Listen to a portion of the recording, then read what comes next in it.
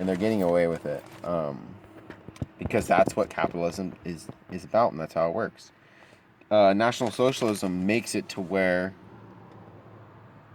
big capitalists aren't allowed to do that. So basically, the wealth goes back to the people, that the people are creating, or the value, at least, of their wealth is um, they're properly compensated for the value of their labor. So, um, yeah, National Socialism forced private corporations to share their profits with their employees, thus ensuring that every worker received a share in the profits made by their hard work. See, when people are rewarded fairly for their hard work, they work harder. And that's a good thing because, you want to, if you're an employer, it just makes sense to reward good, hardworking employees who produce well for your company, who are good working employees who are very productive.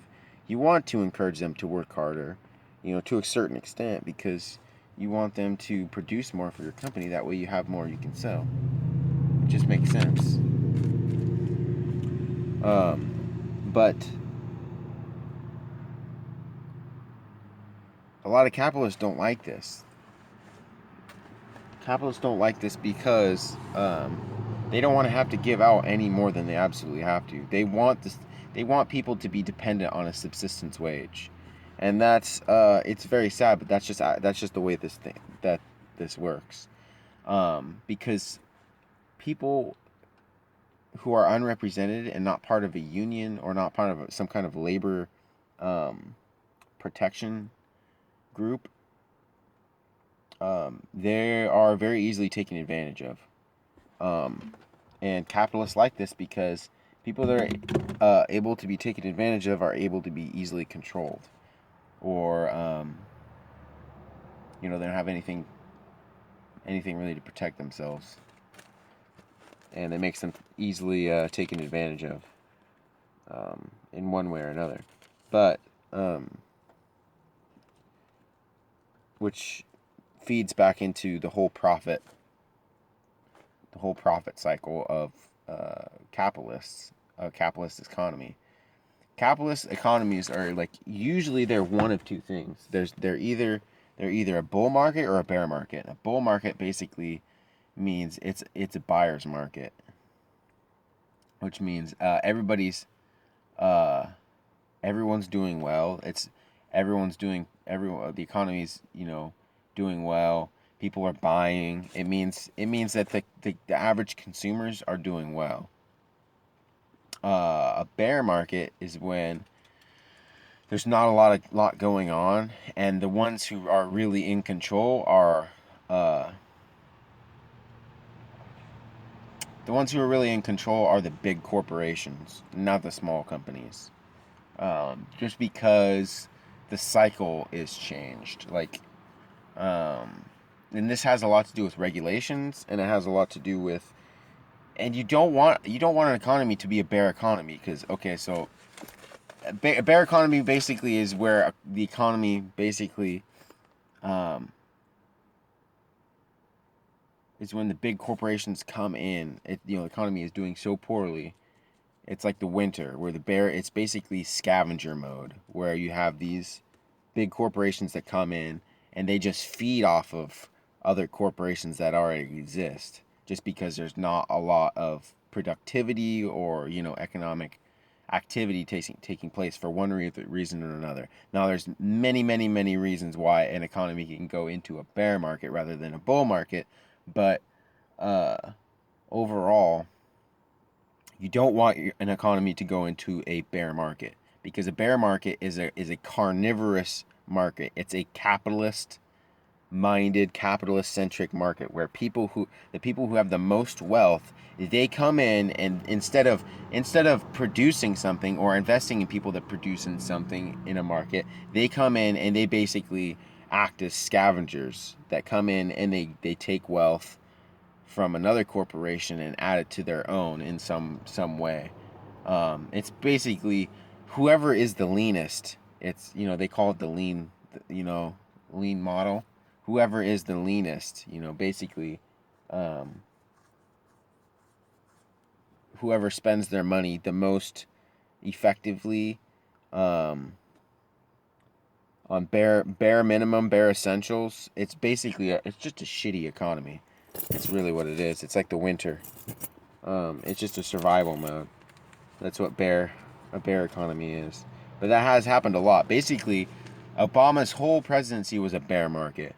And right now what we're experiencing with Trump, that this is a bull market. This is really a bull market. People so take advantage of it. Take advantage of the bull market.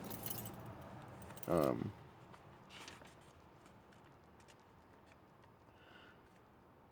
um, invest in things.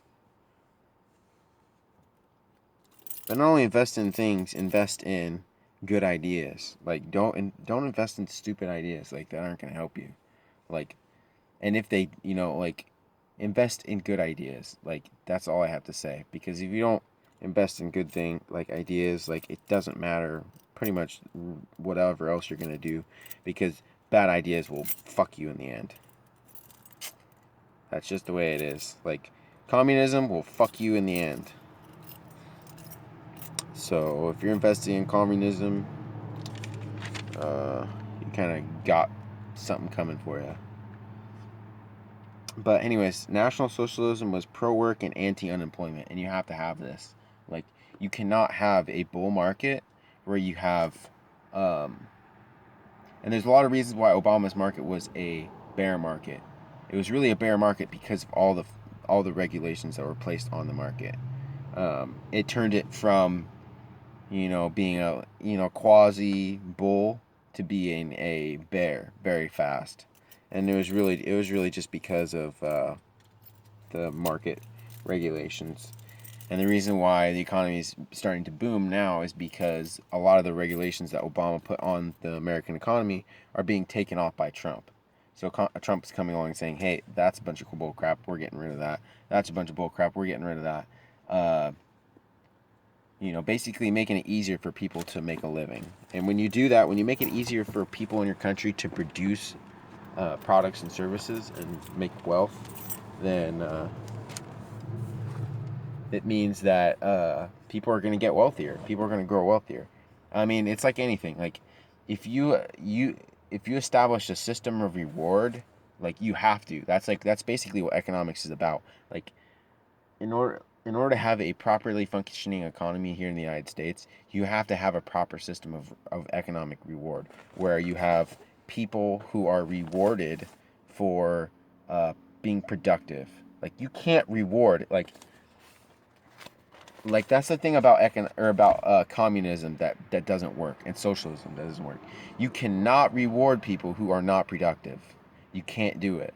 Like, if you reward people who are not productive, you are sending the wrong signals and the wrong messages to the people who are productive, and it makes them want to be not productive. You have to adequately reward people for being productive. You have to, in order to have a healthy, functioning economy. Like, because people who are productive will become that much more productive when they're rewarded. Because the only reason people work at all is because they are rewarded. If people weren't rewarded for their work, they wouldn't be working. It's the reason why this whole thing works. There's a reason why capitalism does work. There's certain aspects of capitalism. I'm not going to say that I support everything that capitalist people aren't supportive of, because I don't. Like, financial speculation. Okay, Hitler got rid of financial speculation totally, and I am 100% and totally behind that. Like, if the United States, if Trump was able to pass a law that made it impossible for financial speculators to be able to, or to do business here in the United States, I would be 100% behind that. And you know why I'd be 100% behind that? Is because financial speculators, they make their money based on promoting ideas or different things happening in the marketplace to influence people's understanding of whether a stock will succeed or fail. They're basically betting on whether a stock will succeed or fail. But these speculators, they create